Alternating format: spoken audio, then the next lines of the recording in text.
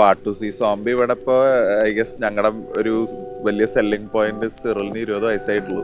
Cinema is like the closest form of like എന്താ ഒരു most tangible form of empathy. Paul Thomas ആൻഡേഴ്സൻ്റെ സിനിമകൾ ഭയങ്കര ഇഷ്ടമാണ്. പുള്ളിയുടെ സിനിമകൾ കണ്ടു തുടങ്ങിയതിന് ശേഷമാണ് എനിക്ക് കുറച്ചുകൂടി സീരിയസ് ആയിട്ട് സിനിമ എന്ത് സ്പേസാണ് നമ്മുടെ ലൈഫിൽ ഓക്യുപ്പൈ ചെയ്യണമെന്ന് മനസ്സിലായത്.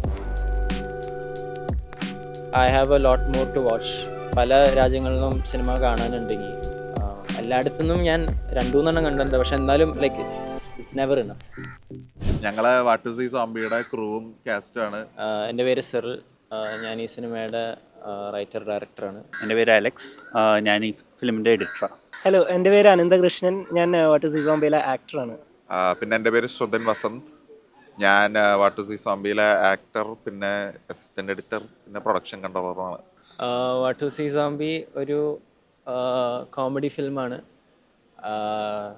അത് കൊച്ചിയിൽ കോവിഡിന് തൊട്ട് മുമ്പ് നടക്കുന്ന ഒരു കഥയാണ്. നമ്മൾ കുറേ ഒരു പ്രത്യേക ഒരു കമ്മ്യൂണിറ്റിനുള്ളിൽ ഉണ്ടാവുന്ന ഒരു കഥയാണ്. അതിൽ നമ്മുടെ നായകൻ ഒരു ആർട്ടിസ്റ്റാണ്. പുള്ളി ഒരു വർഷത്തിന് ഒരു ഹൈയേറ്റസിന് ശേഷം തിരിച്ചു വരുമ്പോൾ ഉള്ള അവനെ പറ്റിയൊരു റൂമറുണ്ടാവും. അതാണ് കഥേനെ സ്റ്റാർട്ട് ഓഫ് ചെയ്യുന്നത്.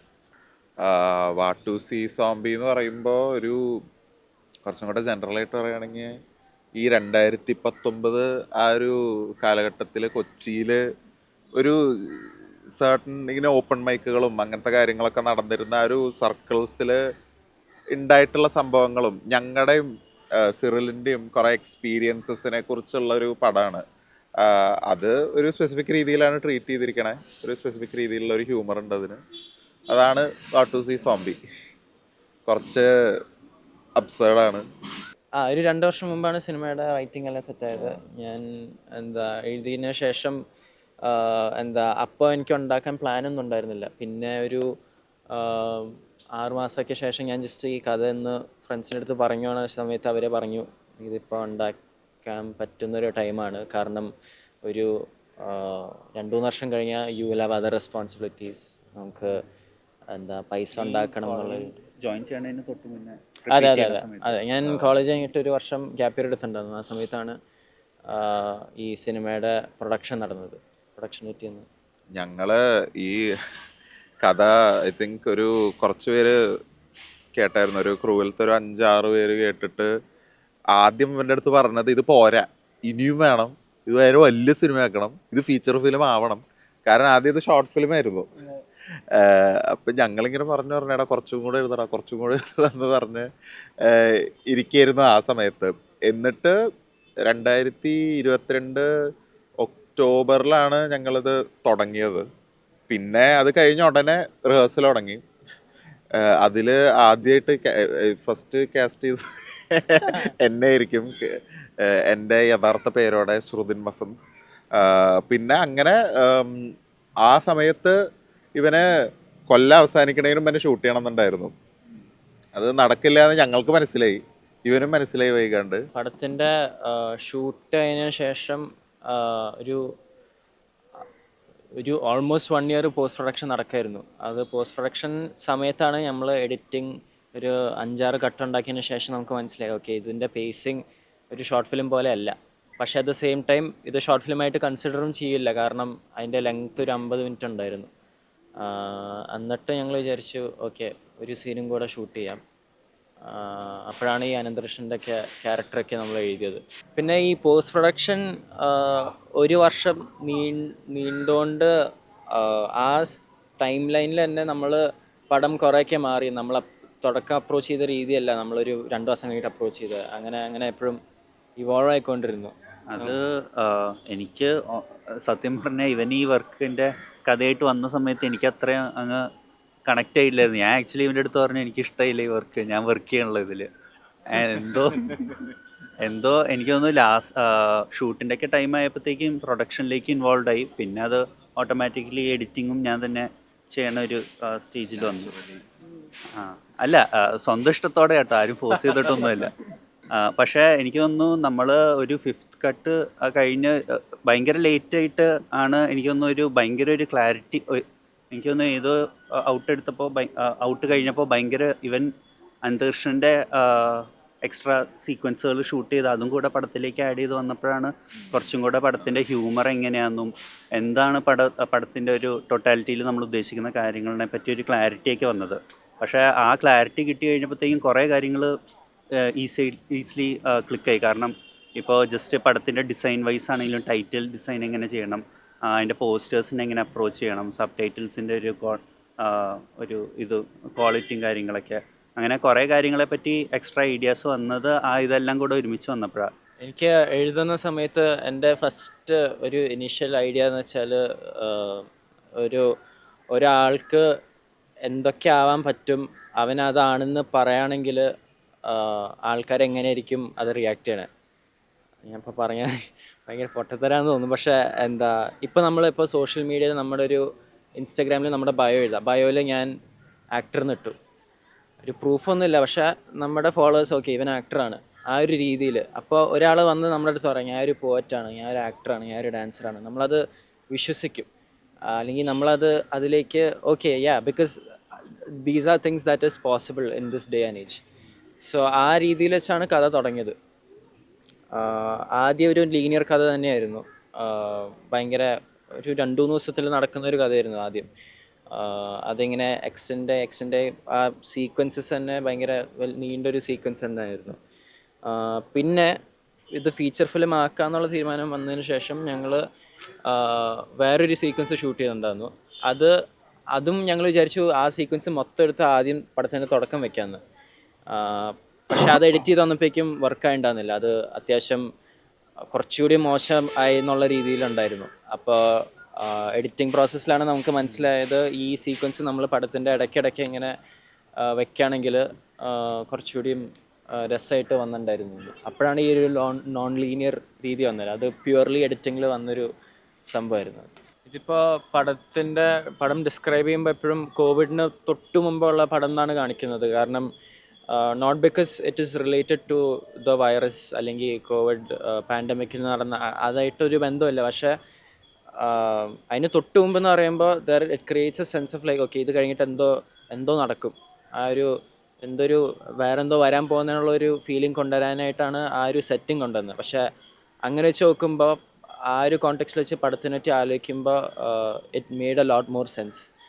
സോ ആ രീതിയിലും നറേറ്റീവിനെ എഫക്റ്റ് ചെയ്തിട്ടുണ്ടായിരുന്നു. വാട്ട് ടു സീ സോംബി ഇവിടെ ഇപ്പോൾ ഐ ഗസ് ഞങ്ങളുടെ ഒരു വലിയ സെല്ലിംഗ് പോയിന്റ് സിറിലിന് 20 വയസ്സായിട്ടുള്ളൂ. ചെറുപ്പക്കാരൻ ആണ്. അത് ഈ പണ്ട് തൊട്ടേ എല്ലാവരും ഇവൻ്റെ പടം കാണുമ്പോൾ പറയാറുള്ളൊരു കാര്യമാണ്, അയ്യോ ഇവന് ഇത്രയും പ്രായമായിട്ടുള്ളോ, ഇത്ര ചെറിയ ചെക്കനാണല്ലോ എന്ന്. ഇപ്പൊ എന്താ what you usually think about that? ഈ IFFK സെലക്ഷൻ കിട്ടിയപ്പോൾ കഴിഞ്ഞ വർഷം നമ്മുടെ ഒരു സെയിം ക്രൂവിൻ്റെ തന്നെ നമ്മുടെ ആപ്പിൾ ചെടികൾ സെലക്ട് ആയിരുന്നപ്പോൾ മറ്റൊരു പാനലുണ്ടായിരുന്നു മീറ്റ് ദ ഡയറക്ടേഴ്സിൻ്റെ. അപ്പോൾ അതിലിങ്ങനെ ഒരു എക്സ്ട്രീം നിന്ന് മറ്റേ എക്സ്ട്രീം പോകുമ്പോൾ ഇങ്ങനെ ഭയങ്കര പ്രായമുള്ള ആൾക്കാരിന്ന് മറ്റേറ്റെത്തുമ്പോഴത്തേക്കും പിന്നെ ഗഗനായിരുന്നു. ഇങ്ങനെ പറയണ്ടായിരുന്നു ഗഗൻ ആയിരിക്കും ചിലപ്പോൾ യങ്ങസ്റ്റ് ഡയറക്ടർ. അവന് ആ സമയത്ത് 22-23 ആയിരുന്നു. അപ്പോൾ പിന്നെ ഈ വർഷം സിറിലിന് കിട്ടിയപ്പോഴത്തേക്കും സിറിലിന് നിനക്ക് 20 അല്ലേ? 20 ആയിട്ടുള്ളൂ. അപ്പോൾ wait see the youngest director. നമ്മൾ ഇതുവരെ വെരിഫൈ ചെയ്തിട്ടില്ല, പക്ഷേ അതാണ് ഇപ്പോൾ എല്ലാവരും നമ്മുടെ അടുത്ത്. നിനക്ക് എന്താ തോന്നണത് ഇപ്പോൾ അത് കേൾക്കുമ്പോൾ? അതിപ്പോൾ തീർച്ചയായിട്ടും അതങ്ങനെ പറയുമ്പോൾ ക്ലിയർലി അതാണ് ഏറ്റവും എടുത്തിക്കുന്ന ഒരു ഫാക്ടർ സിനിമയെ പറ്റി ആയാലും അല്ലെങ്കിൽ അസ് ഫിലിം മേക്കിംഗ് ഒരു ക്രൂ എന്നുള്ള രീതിയിൽ. പക്ഷെ ഒരിക്കലും അത് ഈ സിനിമേനെ ഡിഫൈൻ ചെയ്യണം എന്നില്ല. എനിക്ക് എൻ്റെ ഈ സിനിമ ഞാൻ ഉണ്ടാക്കിയത് കുറേ ലക്കും പ്രിവിലേജ് ഇൻവോൾവ് ആയതുകൊണ്ടാണ് എനിക്ക് ഈ ഒരു പ്രായത്തിൽ ഉണ്ടാക്കാൻ പറ്റിയത്. അപ്പോൾ അത് ഞാൻ അക്നോളജ് ചെയ്യുന്നുണ്ട്. പക്ഷെ എന്നാലും സിനിമയെ കാണുമ്പോൾ ഓക്കെ ഇതൊരു 20 വയസ്സ് ആയ ഒരാളാണ് ഇതുണ്ടാക്കിയെന്നുള്ളൊരു ഐഡിയ കുറച്ചുകൂടിയും ബാക്ക് സീറ്റ് എടുത്തിട്ട് അല്ലെങ്കിൽ ഒരു കുറച്ചുകൂടിയും ഡിസസോസിയേറ്റ് ചെയ്തിട്ട് കാണണം എന്ന്. അതെ, കുറച്ചുകൂടിയും സീരിയസ് ആയിട്ട് കാണണം എന്ന് താല്പര്യമുണ്ട്. പടം കോമഡി ആണെങ്കിലും പടത്തിലത്തെ കുറേ തീംസ് അല്ലെങ്കിൽ പടത്തിലത്തെ കുറേ ഐഡിയാസൊക്കെ എനിക്ക് ശരിക്കും കമ്മ്യൂണിക്കേറ്റ് ചെയ്യാൻ താല്പര്യമുണ്ട്. പക്ഷെ കുറേയൊക്കെ ഞാൻ മനസ്സിലാക്കിയെടുത്തോളം ഈ ഒരു ഏജിൻ്റെ കാര്യം വരുമ്പോൾ അത് മാറിപ്പോവുക. ആ ഒരു ഐഡിയയിലേക്ക് ആൾക്കാർ കുറച്ചുകൂടിയും ഡിസ്മിസ് ആവുന്നുള്ള രീതിയിൽ സംസാരിച്ചിട്ടുണ്ട്. പക്ഷെ ആൾക്കാർക്ക് ഇഷ്ടമുണ്ട് പടം. So that is always the final thing. എൻ്റെ കേസിൽ, ഞങ്ങളുടെ എല്ലാവരുടെയും കേസിലും ഞങ്ങൾ ആ ചോദ്യം കാലാകാലങ്ങളായിട്ട് ഇങ്ങനെ ചോദിച്ചുകൊണ്ടിരിക്കുകയാണ് ഞങ്ങളോടും, to everyone else. And എന്താ വായിക്കണതും എല്ലാം അങ്ങനത്തെ രീതിയിൽ ഈ ചോദ്യങ്ങൾ ചോദിച്ചുകൊണ്ടിരിക്കുകയാണ്. എന്താണ് സിനിമ എന്ന് ഞങ്ങൾ മനസ്സിലാക്കാൻ നോക്കുകയാണ്. ഈ വാട്ട് ടു സീ സോംബി എടുത്തതും ഞങ്ങളുടെ ബാക്കിയുള്ള പടങ്ങളും ഇതൊക്കെ ഇതിൻ്റെ ഒരു സെർച്ചിലുള്ള പ്രോഡക്ട്സ് ആണ്. At the end of the day എൻ്റെ അറിവിൽ സിനിമ 24 ഫ്രെയിംസ് പെർ സെക്കൻഡ്. അതിൻ്റെ ഉള്ളിൽ വരണ കുറേ സാധനങ്ങളുണ്ട്. അതിനെക്കുറിച്ചൊരു ഫിലോസഫി എന്ന് പറഞ്ഞാൽ ഇപ്പം ഒന്നും ആയിട്ടില്ല. അതിനുള്ള പ്രായം ആവാത്ത പോലെ തോന്നാറുണ്ട്. എല്ലാം പഠിച്ചു വരുന്നേ ഉള്ളൂ. അതുകൊണ്ടും കൂടെ എല്ലാം കണ്ട്, എല്ലാം സിനിമയാണെന്ന് പറയുന്നത് കണ്ട് മനസ്സിലാക്കാനൊരു ആഗ്രഹമുണ്ട്. ഞാനും ആണെങ്കിലും ഭയങ്കര റീസെൻ്റ് ആയിട്ടാണ് കുറേ കൂടെ സിനിമ സീരിയസ് ആയിട്ട് തന്നെ ഒരു ഓക്കെ ഇത് പ്രൊഫഷന് അല്ലെങ്കിൽ ലൈഫിൻ്റെ ഒരു ഭാഗമാക്കണത് തന്നെ സീരിയസ് ആയിട്ട് ഭയങ്കര റീസെൻ്റ് ആയിട്ട് അറ്റ്ലീസ്റ്റ് ഒരു 4-5 ഇയേഴ്സ് തന്നെ ആയിട്ടുള്ളൂ. ഇപ്പോൾ എനിക്കെപ്പോഴും സിനിമയോട് ഇഷ്ടം തോന്നാൻ കാരണം എന്താണെന്ന് വെച്ചാൽ ഭയങ്കര അൺഎക്സ്പെക്റ്റഡ് ആയിട്ട് വരുന്ന ഒരു ടൈപ്പ് ഓഫ് അട്രാക്ഷനാണ്. ഇപ്പോൾ for example even in this film, ഈ ഫിലിം സ്റ്റാർട്ട് ചെയ്തപ്പോൾ തന്നെ എനിക്കൊട്ടും വർക്കാവാത്തൊരു ടൈപ്പ് ഓഫ് ഫിലിമായിരുന്നു. പക്ഷേ ഞാൻ മനസ്സിലാക്കിയത് അതിന് നമ്മൾ ഒരു ചാൻസ് കൊടുത്താൽ നമ്മൾ അതിന് വേണ്ടി അത് അപ്രീഷിയേറ്റ് ചെയ്യാനായിട്ട് ഡിസേർവ് ചെയ്യണ കാര്യങ്ങളൊക്കെ ചെയ്യുമ്പോൾ അതിനുള്ള റിവാർഡാണ് ഈ നമ്മൾ നേരത്തെ പറഞ്ഞ തിയേറ്ററിൽ കാണുമ്പോൾ കിട്ടുന്ന ഒരു സാറ്റിസ്ഫാക്ഷനും നമ്മൾ ഒരു ഇതുവരെ എക്സിസ്റ്റ് ചെയ്യാത്ത ഒരു വിഷനെ ഇതിലേക്ക് കൊണ്ടുവന്നു, ലൈഫിലേക്ക് കൊണ്ടുവന്നു.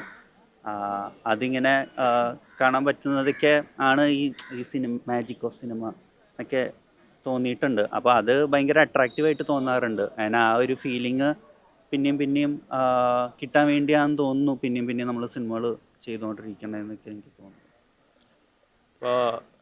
ഇപ്പോൾ ഈ പ്രായം പറയുമ്പോൾ ലൈക്ക് എൻ്റെ ഏറ്റവും ബോദറിങ് ആയിട്ടുള്ള സാധനം is that it creates A bias. എന്ന് വെച്ചാൽ 20 എന്ന് പറയുമ്പോൾ തന്നെ ഓൾറെഡി ഒരു ബയസ് ക്രിയേറ്റ് ചെയ്യുന്നുണ്ട്. അപ്പോൾ ആ ലെൻസിലൂടെയാണ് ആൾക്കാർ സിനിമ കാണുന്നത്.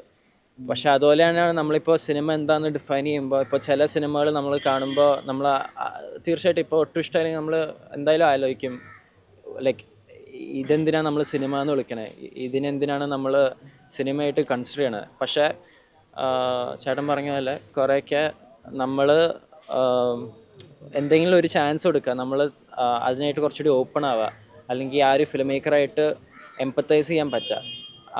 ആ രീതിയിൽ എത്തുമ്പോഴാണ് നമുക്ക് സിനിമയായിട്ട് ആക്ച്വലി എൻഗേജ് ചെയ്യാൻ പറ്റുന്നത്. Because cinema is like the closest form of like ഒരു most tangible form of empathy. വേറൊരാളുടെ ഒരു ലൈഫ് നമ്മൾ കാണാനോ ഒരു സിനിമയിൽ വെച്ച്, അത് മോശമായാലും നല്ലതായാലും. When I think of cinema, when I think of all the art forms I engage with, it's always something that makes me curious, a premise that makes me curious, and then I dive into the art form when I want to expand upon my own curiosity. I think ആ ക്യൂരിയോസിറ്റിയിൽ നിന്ന് എനിക്ക് കിട്ടുന്ന റിവാർഡുകളാണ് ഒരു തരം entertainment. And entertainment can be in any way. ആയിരിക്കും സിനിമയുടെ ഒരു most ഒരു നേക്കഡ് ഒരു expression or explanation of what cinema is. ഒരു ഫിലോസഫി ആസ് സച്ച് ഒന്നും എനിക്കില്ല. എനിക്ക് ഇൻട്രസ്റ്റുകളുണ്ട്, അതിങ്ങനെ മാറിക്കൊണ്ടിരിക്കും. അങ്ങനെ ഇപ്പോൾ ഇൻട്രസ്റ്റുകൾ, ഇപ്പോൾ ഒരു സിനിമ കാണണം എന്നുള്ളതിന് ഇങ്ങനെ എന്നെ ക്യൂരിയസ് ആക്കാത്ത ചില കാര്യങ്ങൾ ഓർ ഒരു സ്റ്റാൻഡേർഡ് ഓഫ് സിനിമയ്ക്ക് മാറി എന്നെ ഗ്രാബ് ചെയ്യണ കാര്യം ചിലപ്പോൾ സിനിമയിലെ ഇന്നസെൻസ് ആയിരിക്കും. ഒരു bad film or poorly made film or അങ്ങനത്തെ ഒരു ഫിലിമിൽ നമ്മൾ ആ ഫിലിം മേക്കേഴ്സും ആക്ടേഴ്സിൻ്റെയും ഇടയിൽ കാണുന്ന ഒരു innocence on the screen, I think that's another thing that drives me. പക്ഷേ as a philosophy I think ഇത്രയുമാണ് എനിക്ക് പറയാനുള്ളത്. This could be my. മിനിഞ്ഞാന്ന് ഏത് സിനിമയുടെ 10-year ആനിവേഴ്സറി ആയിരുന്നു എന്ന് സിറിൽ പറയും? എനിക്ക് ഈ പോൾ തോമസ് ആൻഡേഴ്സൻ്റെ സിനിമകൾ ഭയങ്കര ഇഷ്ടമാണ്. പുള്ളി ഉണ്ടാക്കിയ ഇൻഹെറന്റ് വൈസ് ആണ് എൻ്റെ ഏറ്റവും favourite film of all time. എന്നുവെച്ചാൽ പുള്ളിയുടെ സിനിമകൾ കണ്ടു തുടങ്ങിയതിന് ശേഷമാണ് എനിക്ക് കുറച്ചുകൂടി സീരിയസ് ആയിട്ട് സിനിമ എന്ത് സ്പേസാണ് നമ്മുടെ ലൈഫിൽ ഓക്യുപ്പൈ ചെയ്യണമെന്ന് മനസ്സിലായത്. പുള്ളിയുടെ സിനിമകൾ കണ്ടിട്ട് ഞാൻ നോക്കി പുള്ളിനെ ഇൻസ്പയർ ചെയ്ത ഏത് സിനിമകളാണ്. അപ്പോഴാണ് കുറേയൊക്കെ ഈ 70s ന്യൂ ഹോളിവുഡ് ഫിലിംസ്, ഇപ്പോൾ റോബർട്ട് ഓൾട്ട്മൻ, കാസവറ്റീസ്, സ്കോർസേസി, അവരുടെയൊക്കെ കുറേ അത്രയ്ക്കും പോപ്പുലർ അല്ലാത്ത പടങ്ങളും കാണാൻ താല്പര്യമുണ്ടായി. അപ്പോൾ ആ ഒരു റാബിറ്റ് ഹോളിൽ പോയിട്ട് കുറേ ഇപ്പോൾ ഞാൻ മെയിൻലി ഈ സിനിമയ്ക്ക് റെഫറൻസ് ആയിട്ട് എടുത്തത് ഈ ഒരു സെക്ഷൻ ഓഫ് ഹോളിവുഡ് ഫിലിംസ് ആണ്. പക്ഷെ തീർച്ചയായിട്ടും I have a lot more to watch. എനിക്ക് കുറേ പല രാജ്യങ്ങളിൽ നിന്നും സിനിമ കാണാനുണ്ടെങ്കിൽ എല്ലായിടത്തുനിന്നും ഞാൻ 2-3 കണ്ടിട്ടുണ്ട്. പക്ഷെ എന്നാലും ലൈക്ക് ഇറ്റ്സ് നെവർ ഇനഫ്. ഈ സിനിമയ്ക്കുള്ള ഒരു ഫ്യൂച്ചർ എന്താണെന്ന് വെച്ചാൽ മെയിൻ ഐഡിയ ഇസ് ദാറ്റ് ഏറ്റവും കൂടുതൽ ആൾക്കാർ കാണാമെന്നുള്ളതാണ്. IFFK is A great platform for that. So അവിടെ തന്നെ നമ്മൾ കുറേ അച്ചീവ് ചെയ്തിട്ടുണ്ട്. പിന്നെ ഉള്ളത് നമുക്ക് ഇനി ആൾക്കാരായിട്ട് കമ്മ്യൂണിക്കേറ്റ് ചെയ്യുക, അവർക്ക് എന്തിഷ്ടമായി, അവർക്ക് എന്തിഷ്ടമായില്ല, like what do they want to know, അതൊക്കെ ആൾക്കാരായിട്ട് കുറച്ചുകൂടി സംസാരിക്കണം എന്ന് താല്പര്യമുണ്ട്.